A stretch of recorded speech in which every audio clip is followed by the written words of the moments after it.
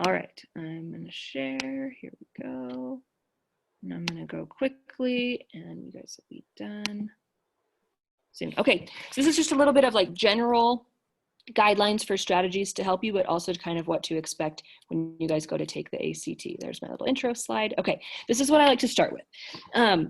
This is kind of a blurry screenshot of a recommendation, a teacher recommendation from a Utah university. I can't remember which one, but it was definitely in Utah. And I just want to kind of emphasize that your guys' score on the ACT is not everything, okay? And your GPA is not everything. That these universities really care about what kind of person and what kind of student you are, okay?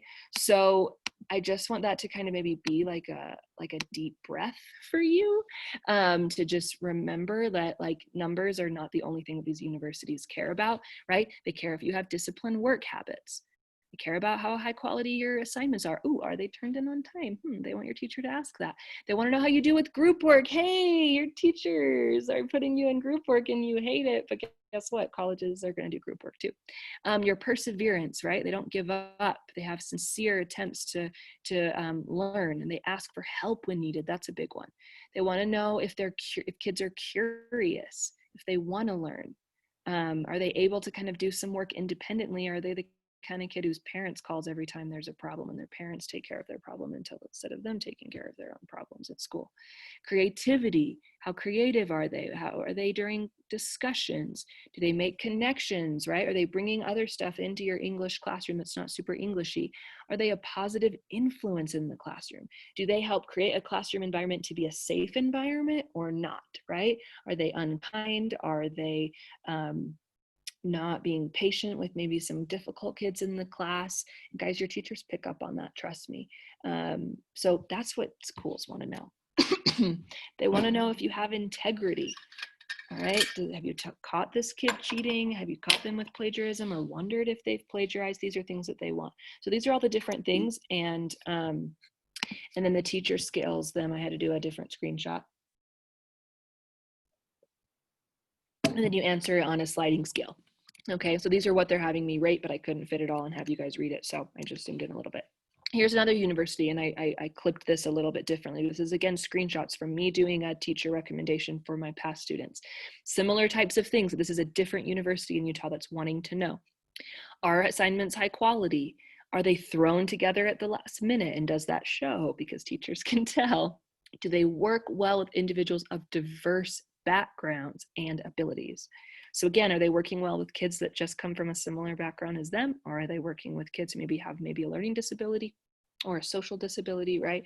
All of these different things they care about. Encouraging and positive communication. Are they respectful? Do they follow the rules? Are they trustworthy? What do you remember the most about them? All right. So I just wanted to show you guys this because the universities care not only about your ACT and your GPA, they care about the kind of person you are. And there are plenty of kids, you guys, that I have taught, and kids that you probably know, who have like a perfect GPA and like are super book smart and super intelligent, but they treat people like crap, right? And they talk down to them, and they're not patient, and they think they're smarter than everyone in the room, maybe even the teacher.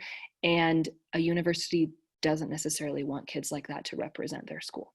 All right. So just this idea that it's not just a numbers game. They care about the type of person you are. They care about what the type of student you are.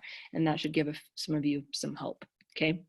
All right, morning of, before the test, don't go to bed too early. If you're getting way more sleep than you usually get, it's going to make you tired, right?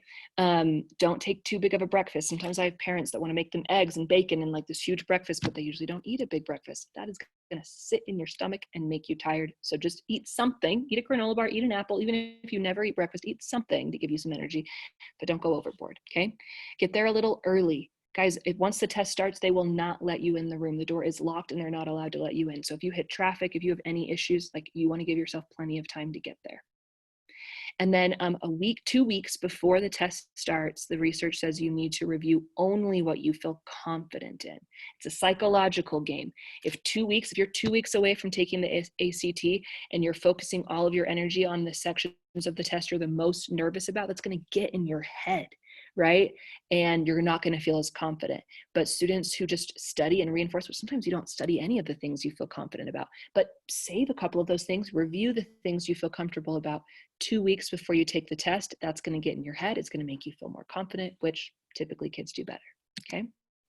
What to bring? You guys should bring a water and a snack. You guys will get a break and you'll want to eat something, and then bring a water. You guys need an ID, a government issued ID. High school ID is often accepted, but on the ACT website, they say there are some places that will not accept a school ID. So bring something else. If you do not have a government issued ID, just call. Just call the location where they're proctoring the test and ask them if a school ID, it works, and it usually does. But if you know you can't bring like a driver's license or passport or something, it's just good to call so you have peace of mind. Okay, every once in a while the place won't accept a high school ID, and so just it's good to cover your bases. They say online to bring your admission ticket, but it's technically not required. However, if you do print out your admission ticket where you registered for the test, and if you guys just Google like ACT admission ticket, where do I find it? Like it'll walk you through that. It will help you get your scores faster. It's shown that kids who bring their admission ticket usually get their scores reported back to them quicker, just because the system that it works. You guys will want to bring a pencil, but I underlined the S because you should bring more than one pencil. Just in case, just so you're prepared.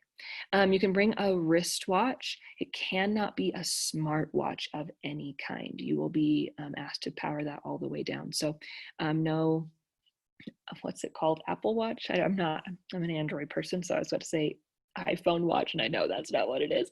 But yeah, I think as an Apple Watch, you can't bring that. And then even if it's just a normal wristwatch, if that wristwatch makes any noise, a little alarm, a little beep, you'll be kicked out.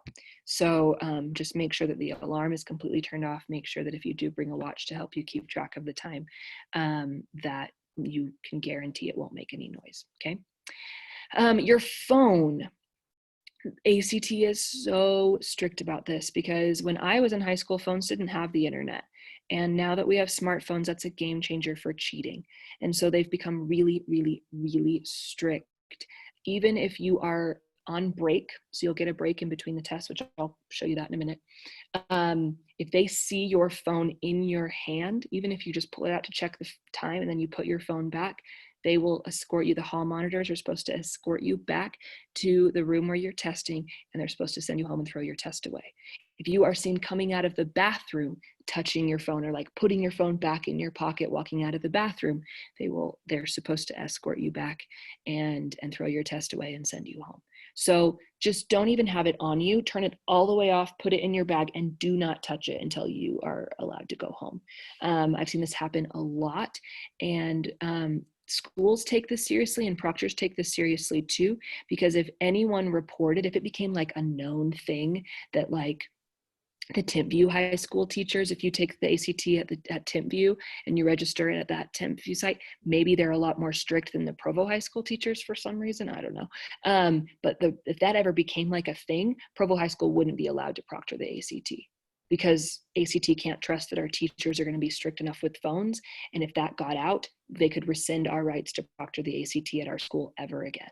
And so schools take this really seriously. Like if the ACT is saying, yes, you can proctor our tests, you have to do exactly what we say, and you have to hold kids accountable for phones. So proctors are strict about that because they don't want to be the teacher that ends up screwing over the whole school and not allowing those kids to take the ACT. Does that make sense? So make sure you don't have that. Okay. Yeah, well, made us put our phones in the car. Yeah. So like leave it in your car, not even like bring it in the building. You don't need it. Yeah, you don't need it in the building. You really don't. Like I get that you need it, like maybe to like call for your ride or whatever, but like turn it all the way off and have it in your bag, but the car's even better. Yeah. Okay, we talked about the phone use, not even during breaks. I wanted to show you guys this. Let me get my laser pointer back. So I'm just telling you guys, I've proctored the ACT multiple times. And so one of the things that your proctor is told is to look at for these numbers in the top pages. During the reading training, I talked to you guys about how once you are in math, you have to stay in the math section, but the reading section, you can choose which passages to do because you're still in the reading section. So this is how we have those sections.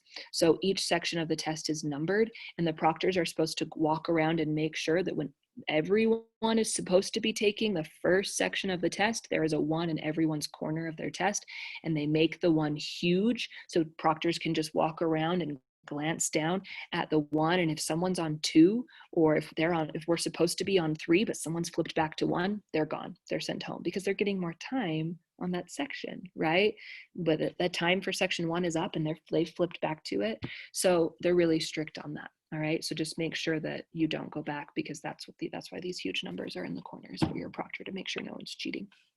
And then also make sure that very clearly when they say pencils down, you don't bubble in more.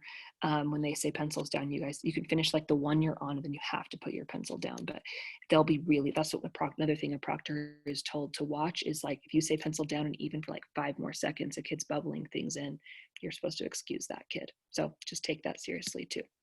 Okay, so here are the different sections of the test. Your first section is always going to be English. All right, and that's the one we just talked about. 75 questions, 45 minutes. Then you'll have math, 60 questions, 60 minutes. Reading, 40 questions, 35 minutes. Science, 40 questions, 35 minutes. And then optional writing, like we talked about in the reading, 1 prompt, 40 minutes. Okay, so this is how it's broken down. English, math, no break in between. Okay, so they'll get you all registered, they'll have you bubble in your name, all your information, all of that stuff, and then these will be the first 2 sections that you take. They are the 2 longer sessions, if you notice that, right? 45 minutes, 60 minutes, 35 minutes, okay? Because usually you lose steam as you go. Then you guys get a 10-minute break. You're allowed to go to the bathroom, you go out in the hall, you can eat your snack from your backpack, okay? So you get a 10-minute break. They just tell you the time that you're supposed to come back in, and if you come in a little bit too late, then you miss out on the reading time. So just make sure your teacher is supposed to write the time down to the minute of when they're going to be starting. So just pay attention to that and be back in the room. So then you have reading, 35 minutes, science, 35 minutes. So it's a total of 3 hours.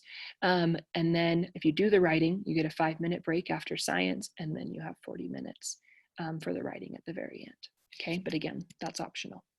So Can you back 1 slide? This one? 1 more. Yep. So the biggest strategy that I think that I tell all of my kids, and I make sure, and even like before the ACT starts, I'll just kind of, any students that I see in the hall, I'll kind of try and share this with them if they come early or something, is what I was talking about earlier with the SAT and ACT, is you need to guess.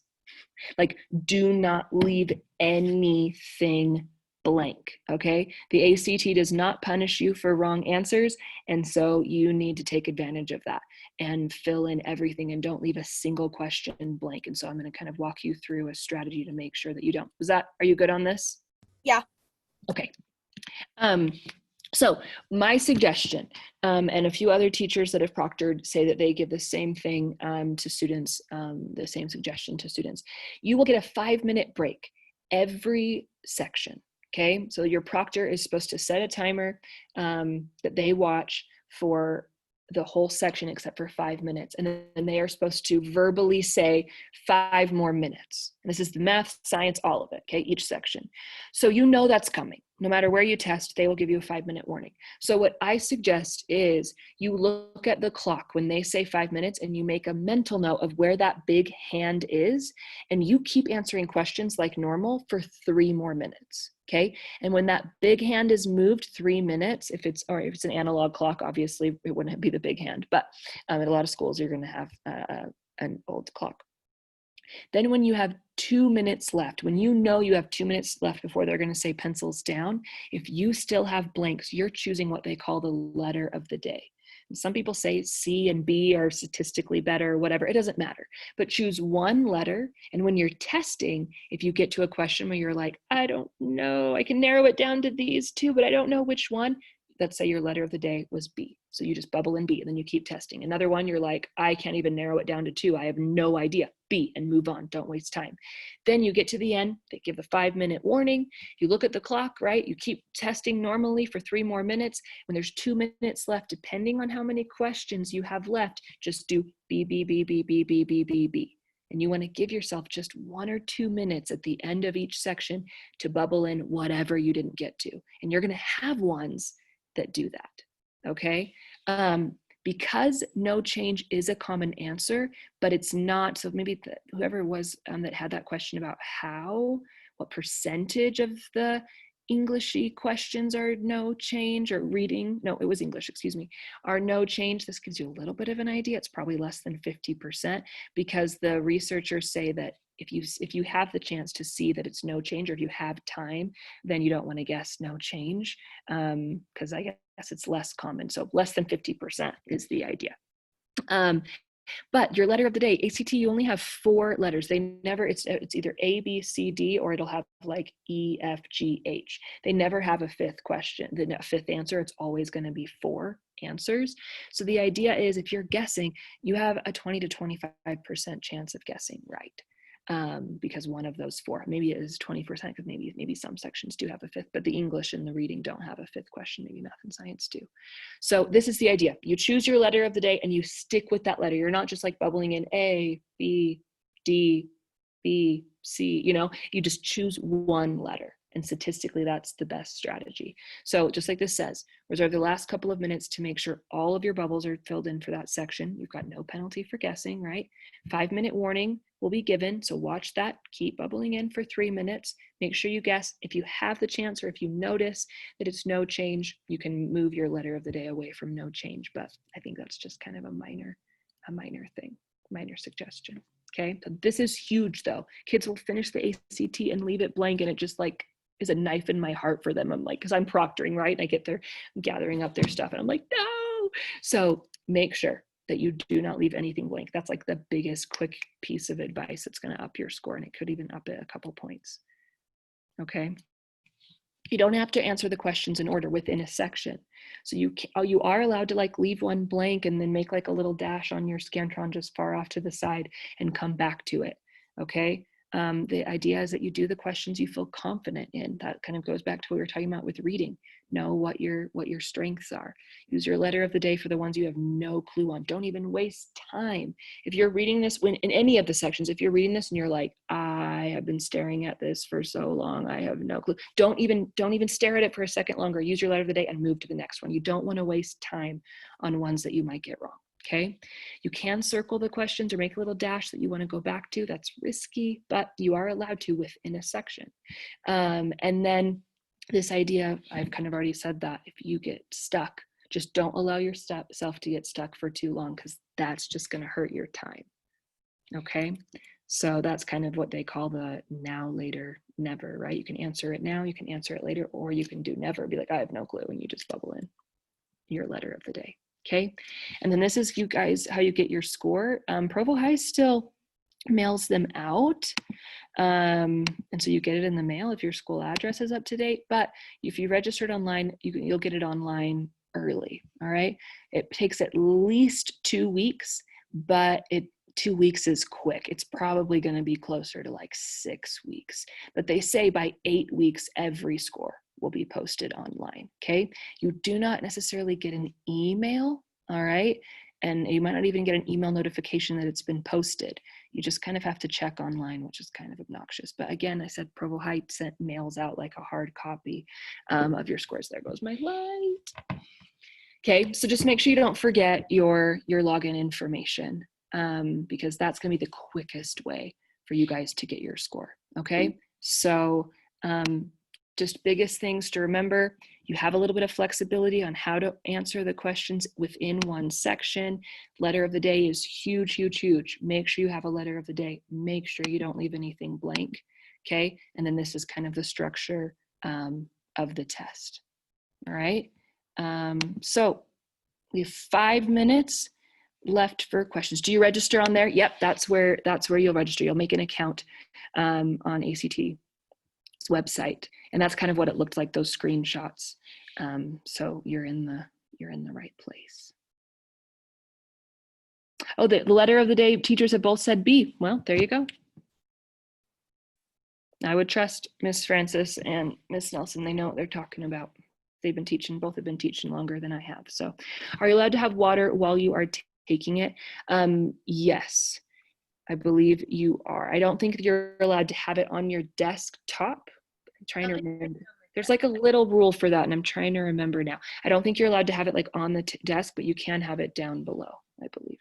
Clear. You can't. Like a clear. You just can't have anything on the desktop. That's what that as a proctor, that's what I remember. Yeah, because Just like telling kids to put it down. if you were to have like calculators, like for the English section, you have to put that Yep. on your seat. Yep. Like, Same thing. Yep. That's right. That's right. It's all coming back. Snacks you cannot, because snacks are a lot noisier. So you cannot eat or have your snacks out until the break. But water you can. if we're taking the writing part, is our break shortened? Yeah. So you've got the same 10-minute break that all of that's the same. And then you have a 5-minute break before the writing. So it's a little bit of a shorter break than you have between the first two. So yeah, after the 4 tests, you have a 5-minute break and then the writing. Okay, sounds good. So yeah, it's short, it's quick break. All right, I want to get it over with. Yeah, I know. You just kind of want to plow through. That's how you feel the day of too. So do I know if testing will be the same even with the pandemic? I don't. I think they're still trying to work all of that out. Have any of you guys taken the ACT since March? A lot of my friends have, and they said it was a few different. But it just depends on your school. They have to keep you really separated already. Like when I've proctored the ACT, like I have to have kids all facing a certain way. They all have to be really far apart because of cheating. So I imagine that it would be the same. I don't know about masks. I feel like taking it with a mask on would not be fun. But I'm not exactly sure. But social distancing, even before the pandemic, you have to be socially distant for the ACT anyway. Let me see. There's a few more of you. Can we bring snacks to eat like in our breaks? Can you repeat the question? Can we bring snacks to like eat on our break? I would suggest your break's only 10 minutes. So it'll move quick, and that's when your chance to like go to the bathroom and get a snack. So eat something like easy and like that's quick and like not too messy, right? But yes, you're allowed to eat your snacks during the break. I think it has to be outside of the room, so it has to like be in the hall, because they don't want you to like spill and get stuff on your test and stuff.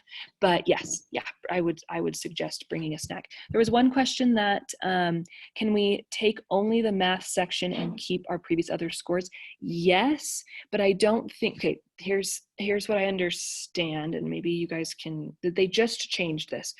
From what I understand, when you go and you physically take the ACT, you have to take all 4 sections. They will not let you just take one section.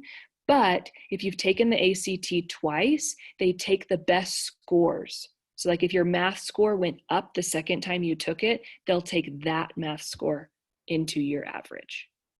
Does that make sense? So you cannot go and physically take just the math, but if your math score was higher than your first time, they will take the best of both tests and combine them. And that's new. They did not do that like 3 years ago. So that's a huge benefit for you guys. Is it just the score for like that math section or like that specific section, or like for example if it's one test that like you did better in, and that's me. Yep. So even if you take the ACT 3 times, they'll look at those 3, and in all 4 sections, they'll take your best one. Yeah, that's new. That's like a year and a half, 2 years old. They just, maybe even less than that, maybe like a year. They just announced that they used to never allow that. And so.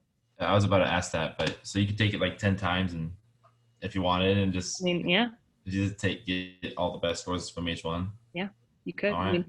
It's expensive. That's a lot of time. That's a lot of Saturdays, but I've taken it twice already, and I got like better on all my sections except for one of them. So you almost always go up your second time. I did, but all of them. But then English, I went like 4 points down, so I don't know what happened. But all of them went up, so that was good. Hopefully that'll change now that you had some instruction on it. But yeah, but that's okay, because if your English, even if your other sections go down and your English goes up, they'll take that English one. Yeah. Okay. Right. Like do they see all of your scores, that like if you didn't do as good as like this test? Well, they see, I don't think so. Just like I was talking about with the writing, you'll be able to, I think you'll be able to see all of your scores on your ACT login, but there's they like it. you get a little bit of say in how they make your composite score. So your composite score is your average score. And so I think now the way they're calculating that average score is they probably just have an algorithm in place where it just automatically takes your highest ones, and that's your new composite score. That's how I imagine it'll be done. So I don't think that you have to turn in how many times, but every time you take the ACT, there's like a little box that you can check, or you fill it in even at the ACT test day of which universities you want to send your score to. And if you've already taken it once, I imagine that's just automatic, but because that's a new rule, I don't know for sure. Okay, I'm trying to just look at over. Yeah, Gear Up provides 4 free ACT waivers. That's true. So you can take it at least 4 times and not pay for it. So yeah, talk to Helen about that. Scholarship, same thing. It's just they calculate your average score differently now. And so it'll just be the best, which I love. Like finally ACT is doing right by you guys. They should have done that years ago. Do you think we should take it like more than 2 times or 3? Yeah, I think it's roughly unlimited. The only problem is you have to be like a certain age, like a certain age window. And so it's like, I mean, if you're taking it 10 times, you're taking it 10 times in like 2 years, which I mean, that's a lot. That's a lot, right? But I don't think I think it's unlimited as long as you pay. You have a way to pay for it. You can only take it 12. Oh, well, that's a lot still. I guess there's not quite unlimited, but 12 is kind of close. See, you guys have done your homework. You're ready. So many of this stuff. Okay, I'm going to stay in my classroom and I'm going to research a little sang and sung. And I'll email that to Helen. But do you guys have any other questions? Because we're already 3 minutes past my time.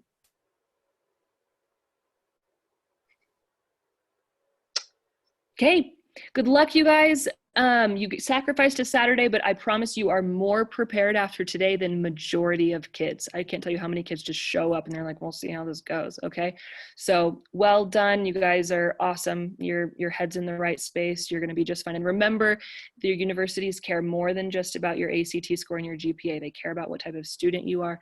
They care about what kind of person you are. That's why they're asking that in your teacher recommendations. Okay, that's all part of it as well. So keep that in mind.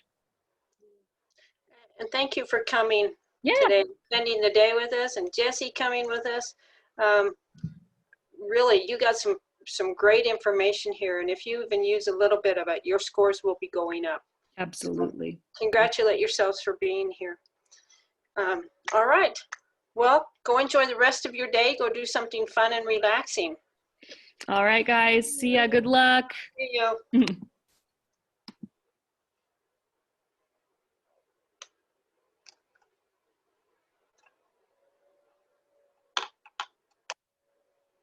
See you, Lily. Have a good Saturday.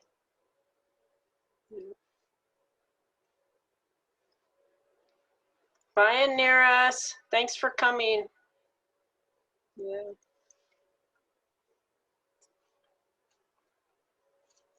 Okay, let me stop the recording. Just 1 minute.